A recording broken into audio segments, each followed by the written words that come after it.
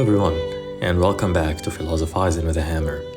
So imagine waking up one day to a world where the foundation of all meaning, morality, and purpose has suddenly collapsed. The rules that guided human behavior, the institutions that upheld ethics, and the very sense of why we exist, gone. How would we make sense of such a void? And how would we rebuild ourselves, our values, and our societies? You see, this isn't just a dystopian thought experiment. It's actually the radical question that Friedrich Nietzsche posed over a century ago with his bold and unsettling declaration that God is dead. But this wasn't just a simple rejection of religion. Although he pretty much rejected religion, it was a profound acknowledgement of the seismic cultural shifts, let's say, in Europe, where traditional belief systems were losing their power to provide meaning in an increasingly secular and scientific world. You see, for Nietzsche, this wasn't just a statement of fact. It was a crisis and a call to action. If the old foundations are gone, we must create new ones. But are we up to the task? Can we face the terrifying freedom of a world without absolutes? Today we'll explore actually this declaration. What does it mean? And why it still resonates? And of course, how can we apply its lessons in our modern lives?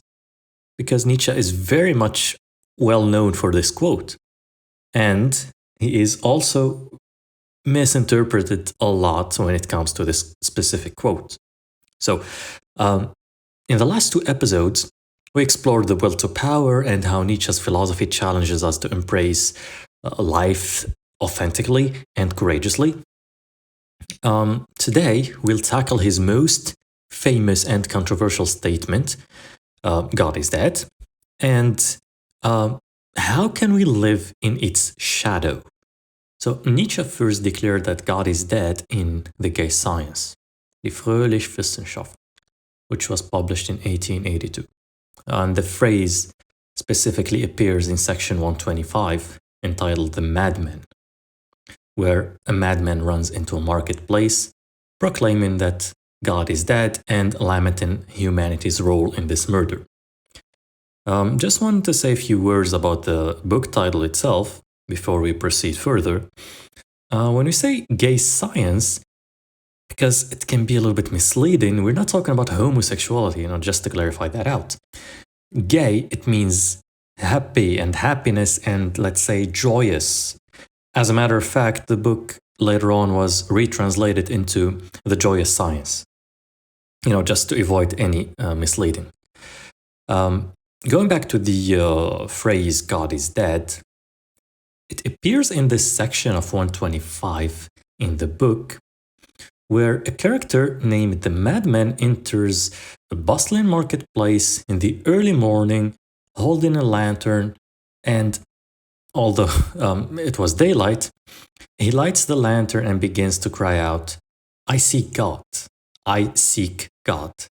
I'm going to read this section real quick and we're going to analyze it together, and we're going to see how this idea is pretty much timeless and Nietzsche was way ahead of his time. We can pretty much still live off this idea until today. So this section is what made Nietzsche the philosopher of the hammer. And we could pretty much say that this was Nietzsche hammering down old ideas and trying to go beyond them to recreate new ones. It starts off by a character who enters a supermarket, as we said, saying, "I seek God." And imagine you're at the supermarket just minding your own business, buying groceries or whatever, and you could hear this. You could hear someone saying, "I seek God." He pretty much caused a hilarious moment. It was an amusement for them, and people who did not believe in God, they were like, "Well, is he lost? Where is he? Did he wander off like a child?" Etc., etc. And they were addressing the madman because they found it funny that he was looking for God. And then the madman goes to deliver one of the greatest well-structured soliloquies Nietzsche ever written. It's not actually a soliloquy because the madman was addressing it out loud. So I'm just going to go ahead and read this section. So I quote, "Where did God go? I will tell you. We have killed him. You and I. We are all his murderers. But how did we do this? How were we able to drink up the sea? Who gave us the sponge to wipe away the whole horizon? What did we do when we unchained this earth from its sun? Where is it heading? Where are we heading? Away from all suns. Are we not constantly falling? Backwards, sidewards, forwards, in all directions. Is there still an above and below? Are we not straying as though an infinite nothingness? Do we not feel the breath of empty space? Has it not become colder? Is night not falling evermore? Mustn't lanterns be lit in the morning? Do we hear nothing yet of the noise of the grave diggers who are burying God? Do we smell nothing yet of the divine putrefaction, for even gods putrefy? God is dead, God remains dead, and we have killed him. How shall we, the most murderers of all murderers, ever console ourselves? The holiest and mightiest thing that the world has ever known has bled to death under our knives. Who will wash this blood clean from our hands? With what water might we be purified? What lustrations, what sacred games shall we have to invent? Is not the greatness of this deed too great for us? Must we not become gods ourselves, if only to appear worthy of it? There has never been a greater deed, and because of it, whoever is born after us belongs to a higher history than all history hitherto." End of quote. Here the madman accuses humanity of being the murderers of God, not through a literal act, but by abandoning the belief in him and the moral framework that once underpinned society. He speaks of the enormity, let's say, of this act, comparing it to unchaining the earth from the sun, sending it into a cosmic drift. Without God, there is no fixed direction, no absolute meaning, no guiding light. He asks the crowd, how shall we comfort ourselves, the murderers of all murderers? So, his words reflect a deep existential crisis, one that humanity is only beginning to understand. Going back to section 125 now, if you look at the last part of it, I quote, "Here the madman fell silent and looked again at his listeners. They too were silent and stared at him, baffled. At last he threw his lantern on the ground, so that it broke into pieces and went out. I have come too early." And then he said, "This is not yet the right time. This tremendous event is still on its way, and yet the right time. Word of it has not yet reached man's ears, even after they were over and done with. Thunder and lightning take time. The light of the stars takes time. And deeds too take time before they can be seen and heard. This deed is further away from them than the farthest star, and yet they have done it themselves. It is said that on that very day the madman made his way into various churches. When led out and called to account, he always replied, 'What are these churches now, if not the tombs and sepulchres of God?'" End of quote. As the crowd grows silent, the madman realizes that he had come too soon. The people do not yet grasp the full implications of what happened. They still live in the shadow of God, relying on the remnants of religious and moral structures without recognizing their foundations have been destroyed. In despair, he smashes his lantern on the ground, proclaiming that he has come too soon, and retreats to a church, lamenting that the churches have become tombs and sepulchres of God. Um, if you're gonna look at this story, it's a very, very, very powerful metaphor for the philosophical and cultural shift Nietzsche observed in 19th century Europe. As traditional religious beliefs weakened under the rise of science, secularism, and modernity, Nietzsche saw a profound crisis of meaning emerging. The death of God symbolizes the collapse of absolute truths and the moral vacuum left behind. This wasn't just a critique of religion, it's actually a warning. So Nietzsche believed humanity needed to face this loss courageously and create new values to replace the old ones. A process that he called in his other works the revaluation of all values. The story is dramatic imagery. An unmoored earth, the broken lantern, it captures the existential challenge of living authentically in a world without divine certainties. The madman's lament remains relevant today, urging us to confront how we find meaning in an increasingly secular and pluralistic world. Nietzsche's statement that God is dead is not about the physical death of a deity, nor it is a celebratory proclamation of atheism, as it is often misunderstood.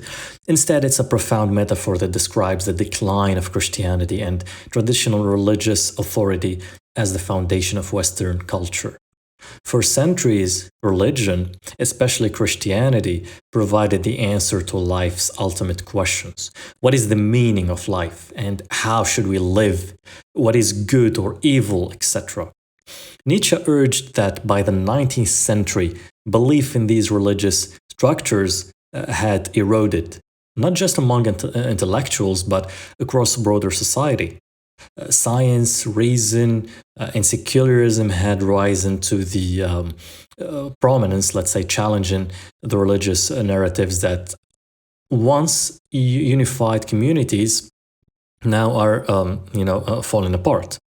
The phrase God is dead captures the moment when these old certainties crumble, leaving humanity without the moral compass or overreaching purpose that God once provided. To fully grasp Nietzsche's meaning, it's essential to understand the cultural and intellectual environment of the 19th century in Europe. So, Europe saw a rise of science and rationalism at that time, like advances in fields like physics, biology, astronomy, most famously Darwin's theory of evolution, and the heliocentric model. All of this shifted authority from religion to empirical observation and reason. These discoveries challenged the creation and the narratives and moral doctrines of Christianity. If you look at the secularization of society too, like industrialization and urbanization, how it led to a more secular worldview, particularly among the educated elite.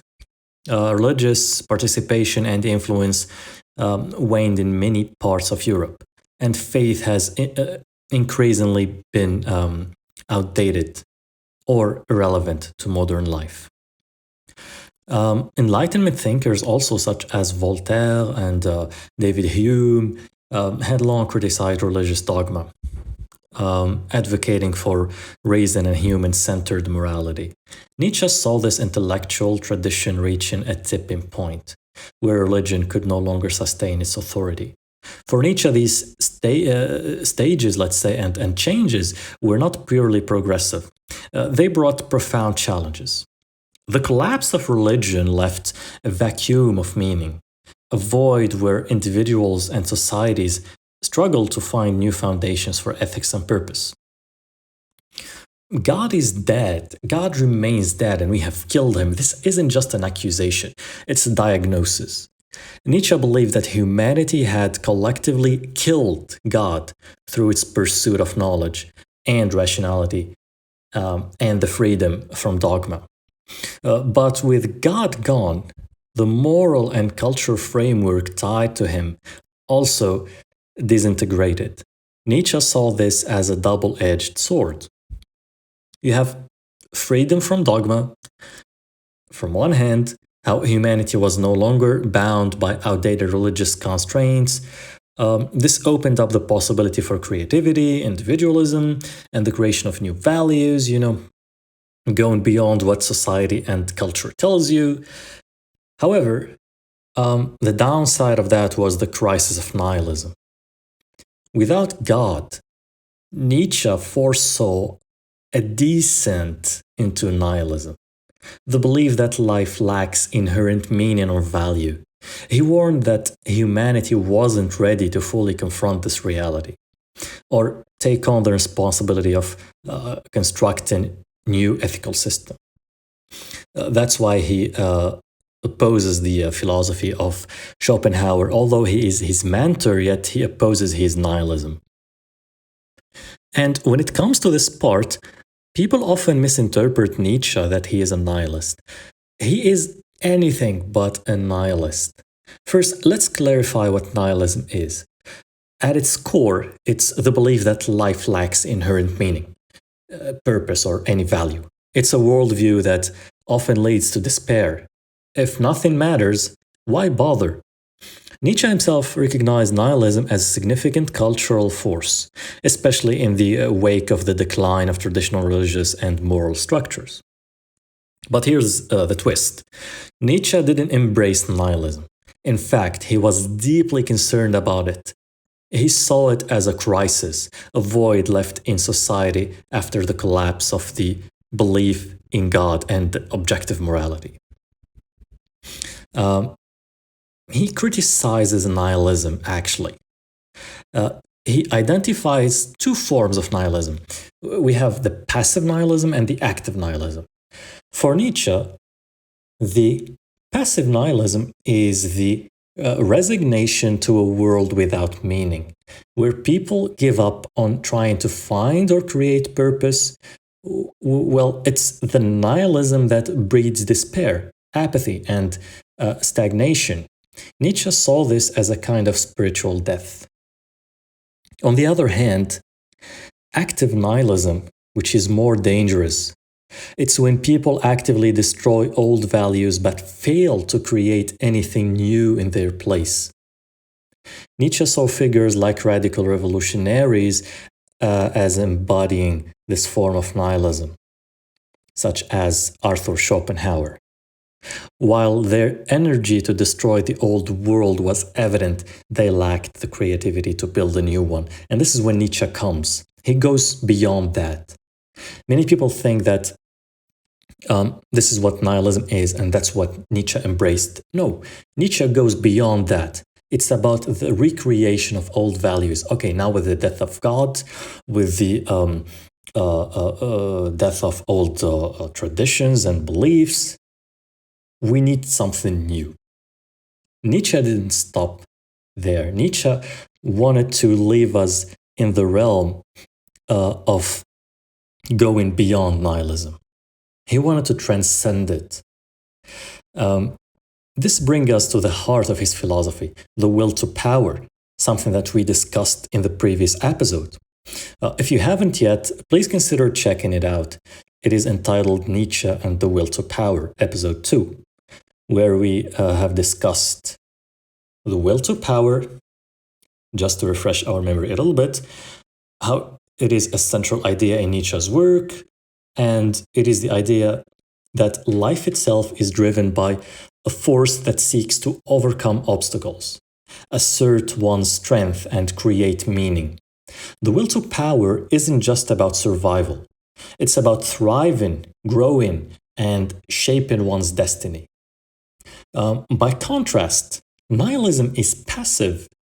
It accepts life's meaninglessness, and the will to power, however, is active.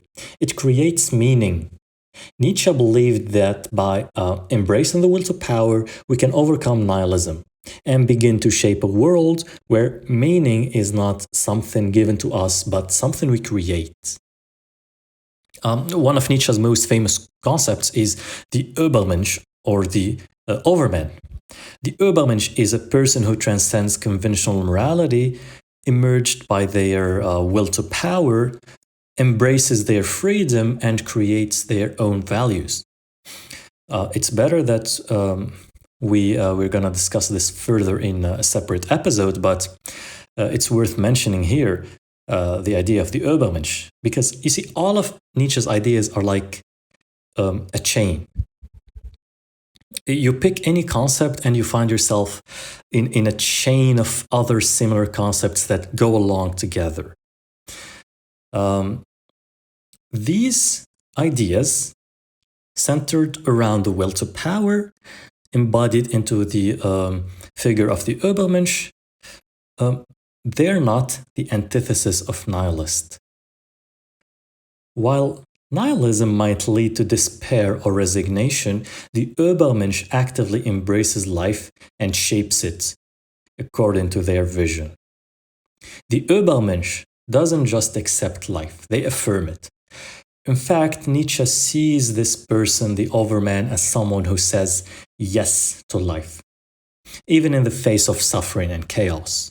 The affirmation of life, even in its most difficult forms, is Nietzsche's antidote to nihilism. The Urban Mch doesn't despair over the meaningless of life. They create their own meaning. And so going back to God is Dead, which wasn't about the end of religious belief itself, rather about the collapse of the value systems that were built on religious foundations, particularly the moral codes of Christianity. Now, with the disintegration of these traditional values, Nietzsche recognized a profound moral vacuum. The question becomes, now what? What do we do now? Nietzsche was deeply concerned that in the absence of traditional religious and moral frameworks, society might descend into nihilism. In other words, if we lose the foundation of absolute values, things like good and evil, right and wrong, how do we continue living in a meaningful way? Nietzsche proposes a revaluation of all values, which doesn't simply mean abandoning values or reverting to some form of moral relativism. Instead, it's a call to actively create new values. Values that are grounded in human potential, creativity, and strength. Nietzsche believed that humanity has been conditioned by centuries of Christian morality, which he saw as life-denying. It emphasized humility, meekness, submission to an authority rather than celebrating individual strength. The revaluation of values, in essence, is a philosophical call to call beyond this history and to rethink what truly affirms life. This is not just a theoretical exercise. It's a call to action. Nietzsche isn't advocating for a passive acceptance of meaninglessness. Rather, he calls for the creation of a new moral order, one that celebrates human power, creativity, and individual freedom. He urges us to step away from all dogmas and take responsibility into crafting values that reflect the full spectrum of human potential and experience. Rather than surrendering to nihilism in the face of the void, Nietzsche's philosophy offers a vibrant and life-affirming alternative. We are bound by the past. We can create our own meaning, and in doing so, we transcend nihilism. And we can look at art as a way to transcend nihilism.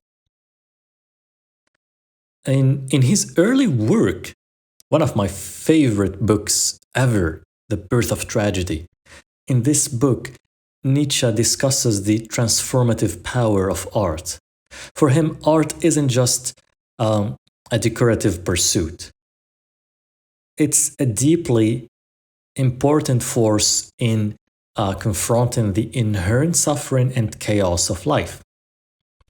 Nietzsche argues that art allows us to give form of the formless of existence. It enables us to confront life's suffering, and in a way that doesn't lead to despair, but rather to an affirmation of life. This is where Nietzsche introduces the dichotomy between Apollo and Dionysus. It's better to do a separate episode to talk about them, but just to explain this dichotomy between Apollo and Dionysus in few words here. So the Apollonian represents order, structure, and rationality, qualities that give form to our world and provide us with a sense of stability. However, the Dionysian, on the other hand, represents chaos, passion, and the irrational. It's the part of life that is wild, uncontainable, and beyond logic. So Nietzsche believed that both forces, Apollo and Dionysus, were necessary for a complete understanding of life. Art, in his view, is the perfect medium for integrating these two aspects of human existence. And by embracing both, order and chaos, art provides a way for us to confront suffering head on and to transform it into something meaningful and beautiful. This is Nietzsche's answer to nihilism. Instead of resigning ourselves to the meaninglessness of life, we create meaningful actions and we create meaning through the act of artistic expression.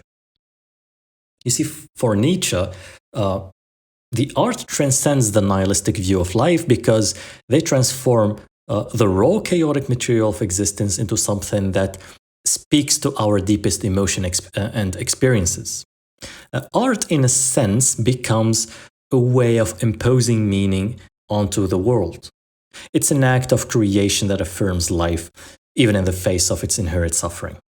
So, whether through painting, music, literature, or any other form of artistic expression, Nietzsche saw art as a powerful way to reclaim meaning in a world that might otherwise seem meaningless.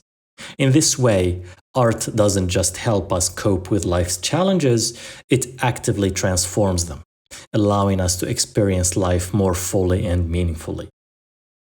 And so, in summary, Nietzsche's warning about the moral vacuum following the death of God serves as both a critique of modernity and a call to action. So, he feared that without a guiding moral framework, people might fall into nihilism or seek meaning in destructive ideologies. However, he also offered a path forward, which is the reevaluation of all values, the creation of new, life-affirming values, and the embrace of individual responsibility. By doing so, Nietzsche believed that we could transcend the moral vacuum and live authentically and create meaning and purpose in a world that no longer offers it us to do and no longer commands us anything from above. So, the lesson for today, it's a challenge. And it's a challenge to us all to rethink how we live, how we find meaning, how we shape our existence in a world that no longer offers us the confronting structures of traditional beliefs. As Nietzsche saw it, we must take the responsibility of becoming creators of our own values. When Nietzsche declared that God is dead, he was issuing us to call or to become creators of our own values. Nietzsche challenges us to confront this task head on instead of relying on external sources, whether religious, ideological, or cultural. He tells us that we don't need any external factor like society, like culture, like religion to tell us what is good, what is right, what is meaningful, and how we must take action. We must take responsibility for defining these things ourselves. Nietzsche argues that this process requires both courage and creativity. It's not easy to reject the moral frameworks, which have governed our societies for centuries, of course, but it's essential for the development of a life that is authentically our own. For example, to help reflect on this, ask yourself, what are the core values that guide your actions in life? Is it your family, your pursuit of knowledge, your artistic expression, or your career? Are you living in a way that aligns with those values, or have you been influenced by external expectations that don't resonate with your true self? Reflect on how you might cultivate a moral compass that is entirely your own. Nietzsche's idea of becoming who you are is an ongoing process, one that asks you to constantly reflect, question, and redefine what matters most. This is how we become authentic individuals, free from constraints or predetermined values. Uh, the concept that Nietzsche proposes in here, which is the existential freedom, is closely related to his rejection of a divine plan. If God is dead, then there is no grand design, no ultimate meaning or purpose imposed on us from above. In other words, we're entirely free, basically, to shape our own values. But Nietzsche was clear. This freedom comes with a heavy, heavy burden. Without a higher power, basically, to tell us what to do, the responsibility of our lives and for the meaning we give them falls squarely on our shoulders. It's like a mountain we have to carry everywhere. And this existential freedom is both liberating and terrifying. On one hand, we are freed from the shackles of a prescribed meaning, but on the other, we face responsibility of creating that meaning from scratch. As Nietzsche's contemporary Jean-Paul Sartre would say, existence precedes essence, which is the core of existentialism. We are born not with a purpose, but we should create it. This can be an overwhelming thought, but it's also an let's say, an exhilarating one. Nietzsche saw this existential freedom as an opportunity to live fully, creatively, and also courageously. But it also requires to confront life's inherent challenges and uncertainties without resorting to easy solutions or distractions. In the absence of traditional religious or moral framework, Nietzsche warned that many people would turn to empty substitutes, things like consumerism, fame, wealth, or ideological zeal as replacements for the meaning they have lost. In fact, these false gods, can be even more dangerous than the religious systems they replace, because they often masquerade as a solution to our existential void, ultimately offer nothing more than temporary distractions. Think about modern society. How often are we bombarded with messages encouraging us to buy the next product, achieve the next milestone, or subscribe to the next popular ideology? These are the false idols Nietzsche warned us against. They promise us fulfillment, but they ultimately leave us feeling empty because they are not grounded in authentic self-created values. For Nietzsche, the real challenge lies in rejecting these false substitutes and cultivating a sense of authentic individuality. This doesn't mean rejecting all material pursuits or social connections. It means finding true meaning in our lives and not relying on external validation to define our worth. Take a moment to consider what you are pursuing in life right now. Are you working toward your goals that reflect your true desire and values, or are you simply chasing after the societal benchmarks of success? Nietzsche urges us to be honest with ourselves about what truly matters and to avoid falling into the trap of chasing after a hollow substitutes for a real fulfillment. Nietzsche recognized that while we create our own values, we also need a way to express and confront the chaos of life. This is where art, music, and philosophy come in.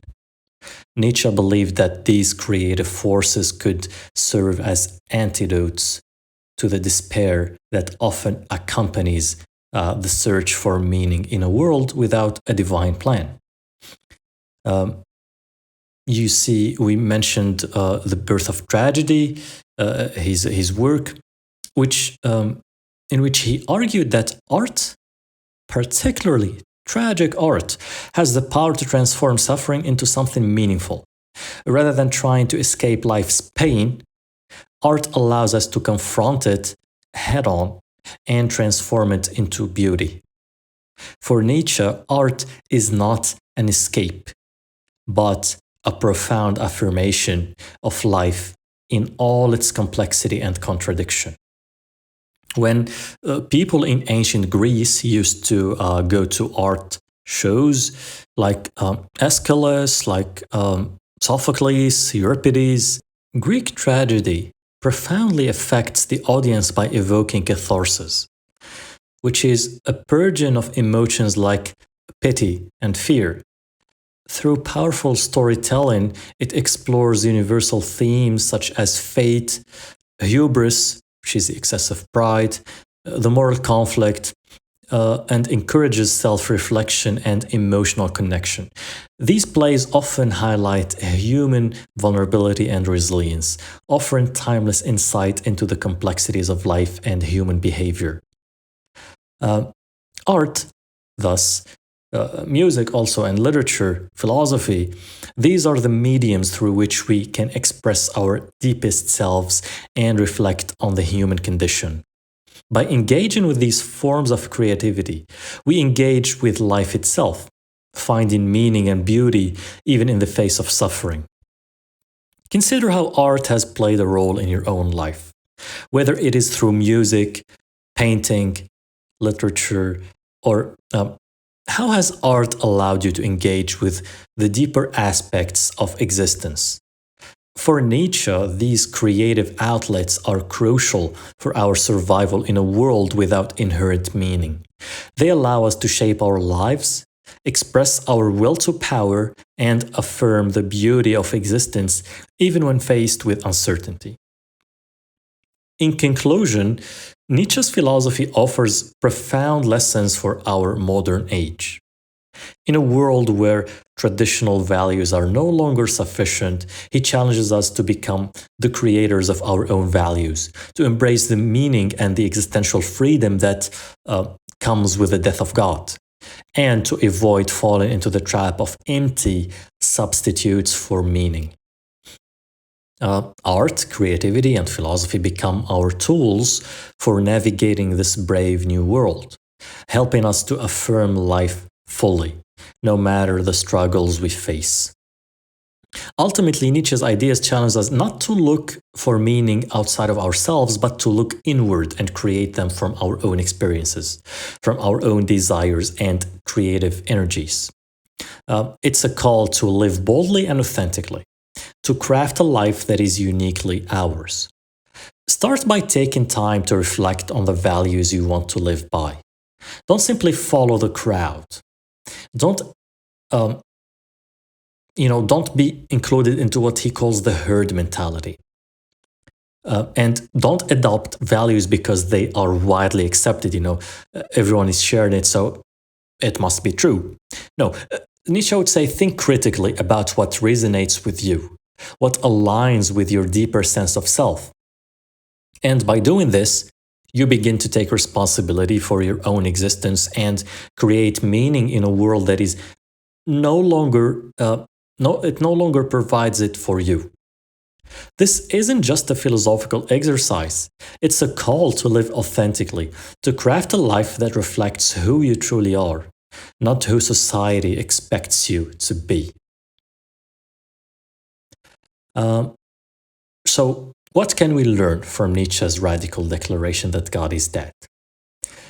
On the surface, this might sound like an end,